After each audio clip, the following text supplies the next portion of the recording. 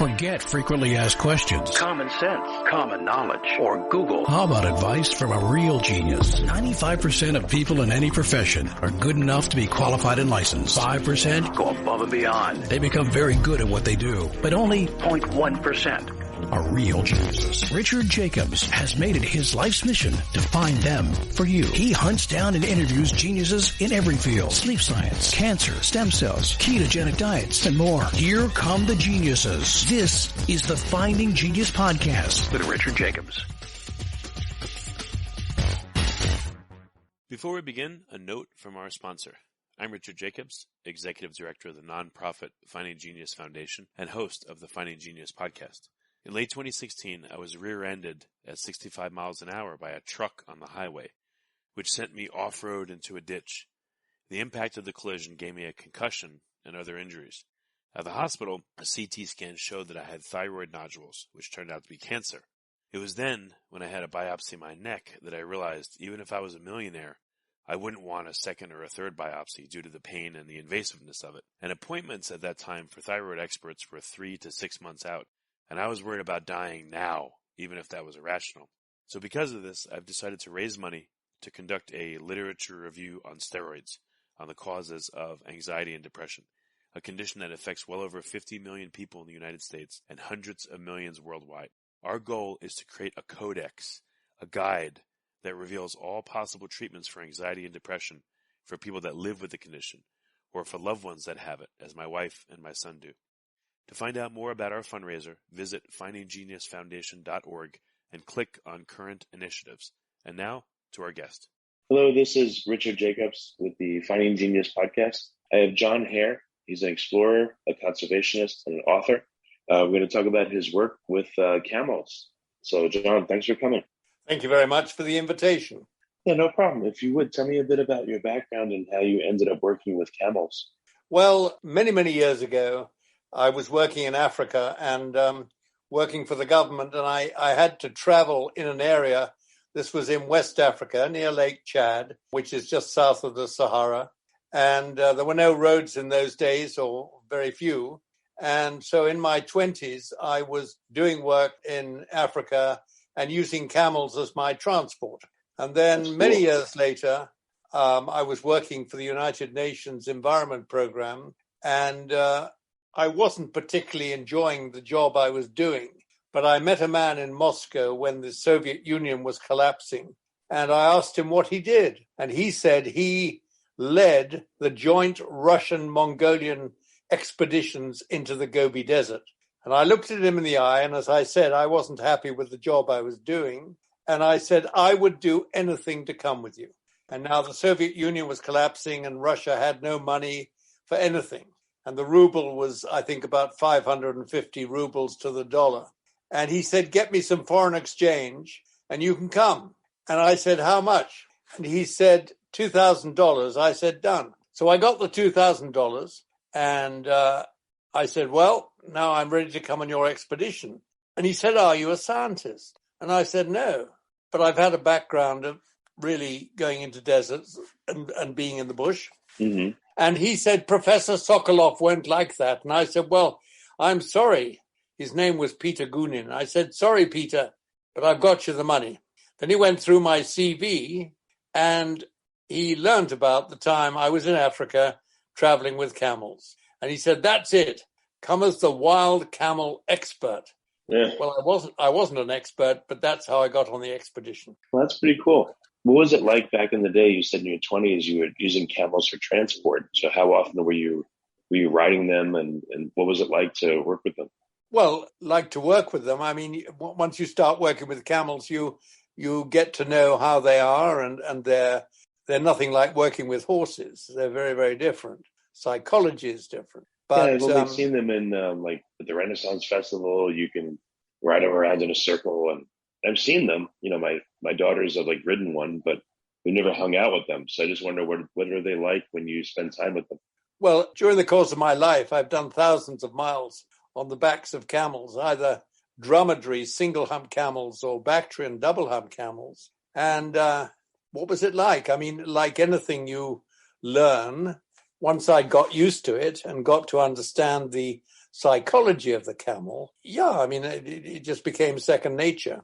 Yeah, you said they're very different to horses. So, like, what are some of the things in particular about them that are interesting? Well, I can tell you one thing in particular. If the horse is with other horses and something happens, the horse is spooked. All the horses will charge off with their tails in the air, and they'll get spooked. Now, if you're traveling with camels, and let us say the load slips off a camel's back, crash, bang, hits the ground. The camel involved will, of course, spook, and it will dance around. But the other camels will just look at it and say, what's up with him? What's the matter with him? Unlike horses, who'd all charge away into the distance. So there are big differences like that. So are they just to themselves? Or they, I mean, would you say camels are intelligent? Are they social animals? Like, how are they?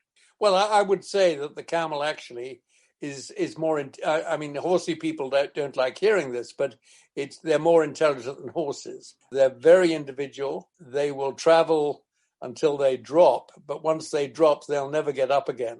They have the remarkable ability, as I'm sure your listeners know, to go without water when they're traveling for nearly 2 weeks. And they're very, very different to working with horses. You know, I've also been with horses a lot of my life. Very different, but you've got to understand the mindset and the psychology of the camel. Well, what is that? But I hope you'll let me talk about the wild camel, because that's a very special animal. Sure, we can jump ahead to that. I was just, the way you talk about camels, it sounds intriguing, but I just wonder what specifics when you say they're more intelligent and it's very different to work with them, and you have to know their psychology. Like, what are a few facets of that? And then let's talk about the wild camel. Yeah, well, I mean, a lot of people who don't know camels think that they're smelly, they kick, they spit and bite. And some of them do, but they usually do it when they've been provoked, or you're trying to tighten a strap around their stomach and it's hurting them. And then they will kick out and bite. But then so will some horses. Right.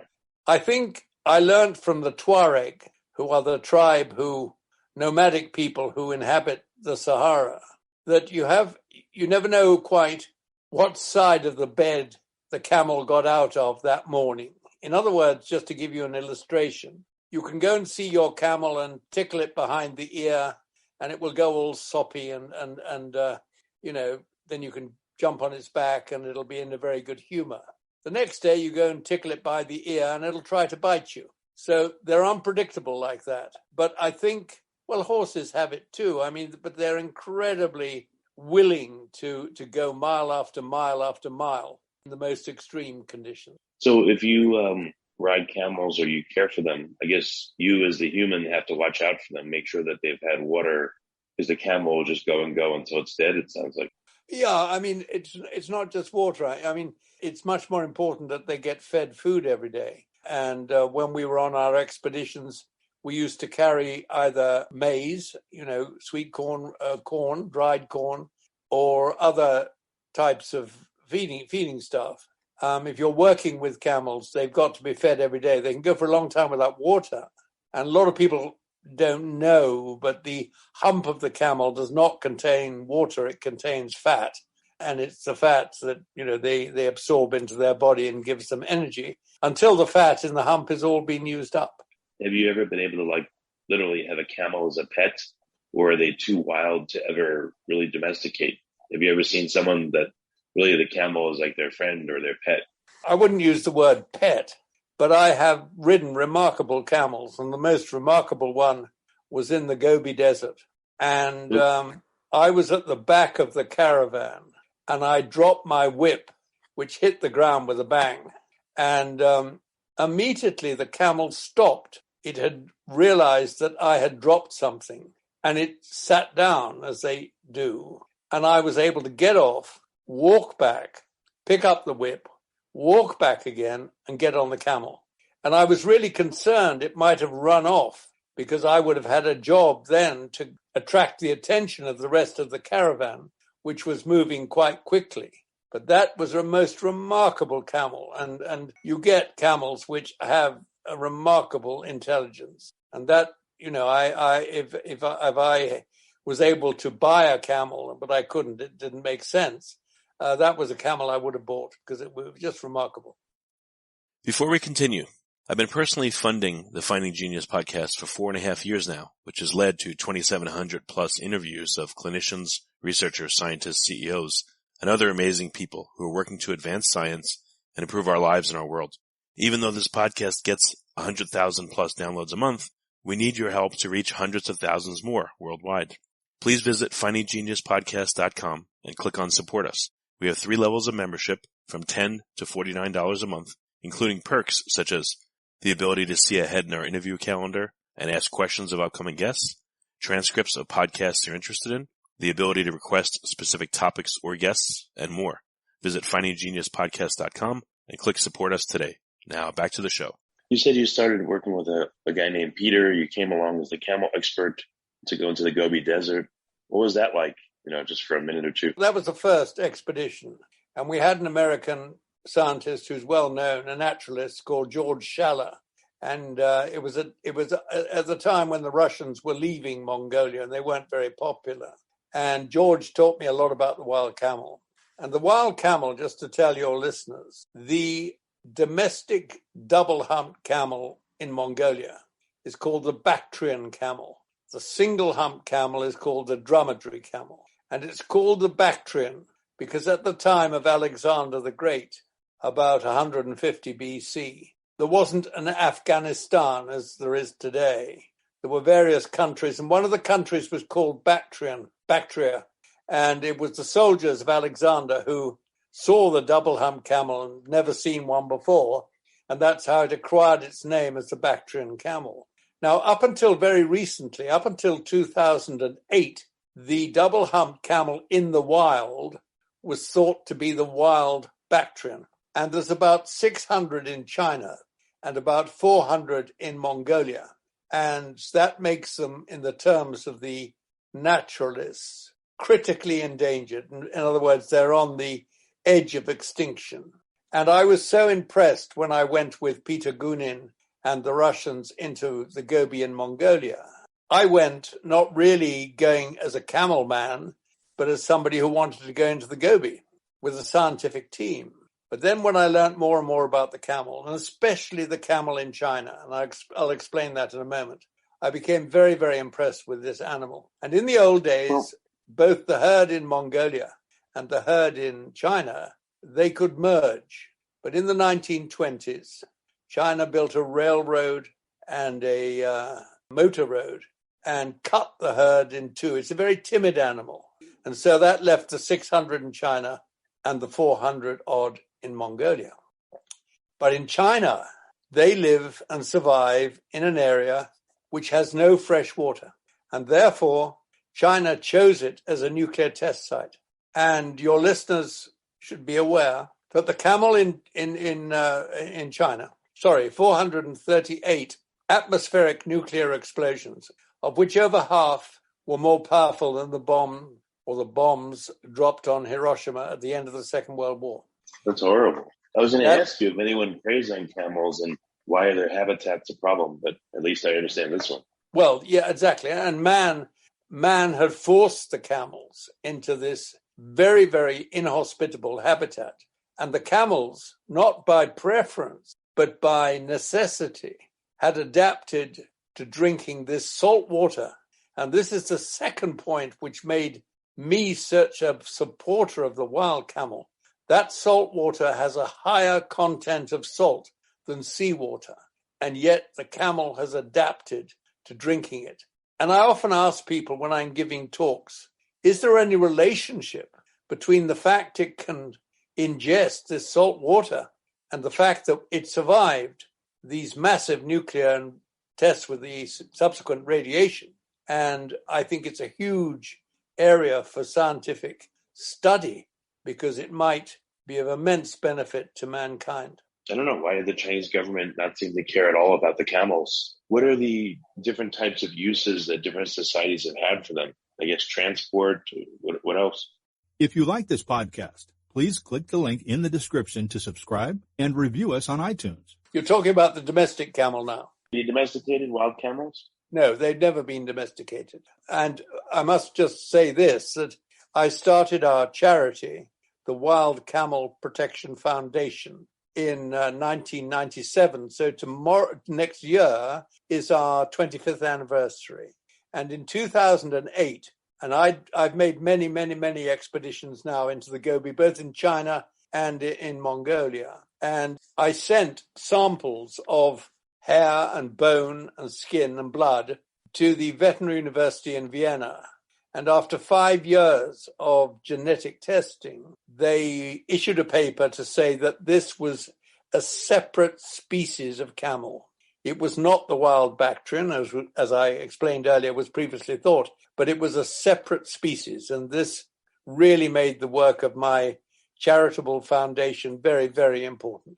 What's different about these camels when you look at them and interact with them? Well, the humps are much smaller, and they go up in a little pinnacle.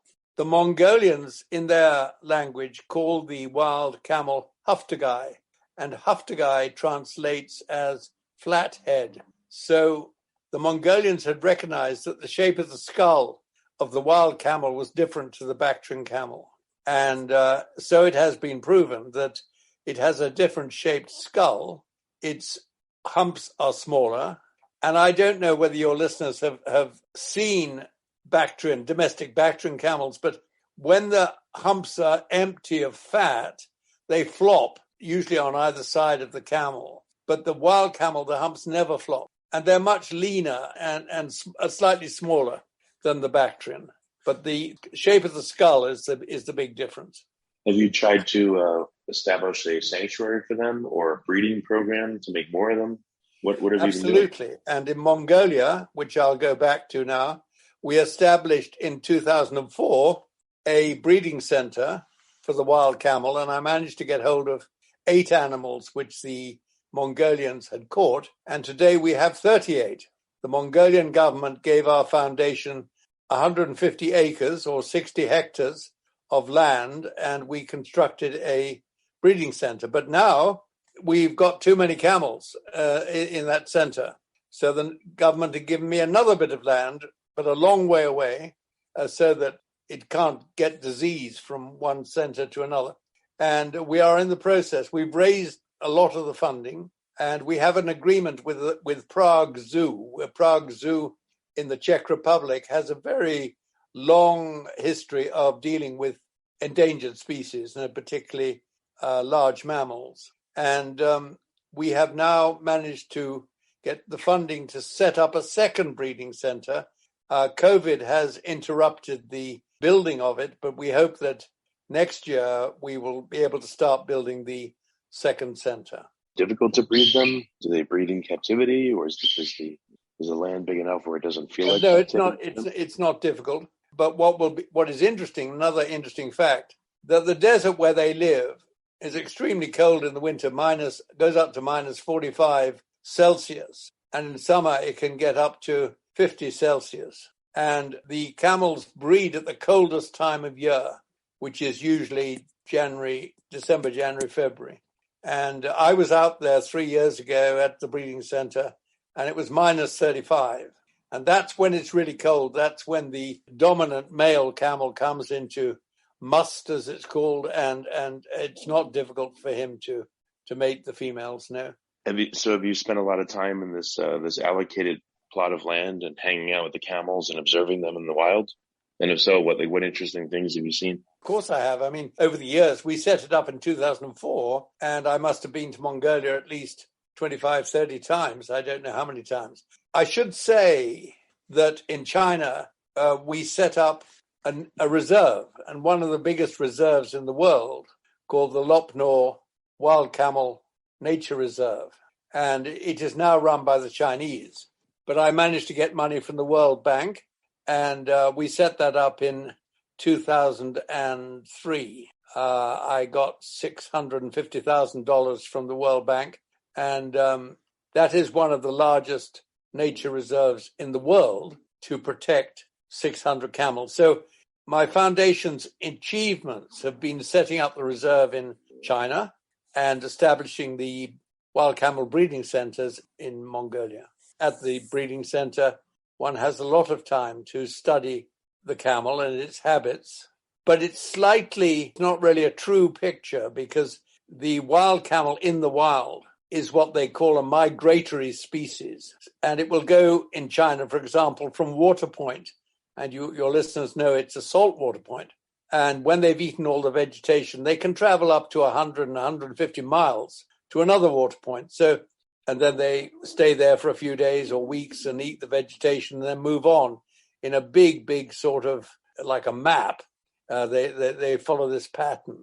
But of course, if they're at a breeding center, they can't do that. So they're kept under slightly unnatural conditions. So what are you trying to figure out about the wild camels? You can successfully breed them. You've observed their movements and found they can live off salt water, etc. We're releasing them back into the desert to try and increase the numbers. And we've had two releases so far. Do you tag them with a GPS tag or something? Yes, okay. They go when they're released. They have a collar and a satellite collar which we can monitor. I've got some amazing pictures of the movement of the camels when they've been released. They're tagged, they're ear tagged, and they're microchipped, so we can follow the progress of individual camels. Yes. Have you tagged other camels in the wild and then just re-released them immediately to see where they go and what they do differently? I haven't. No, we haven't. But now that the Chinese are running their reserve in China, they have done that in China.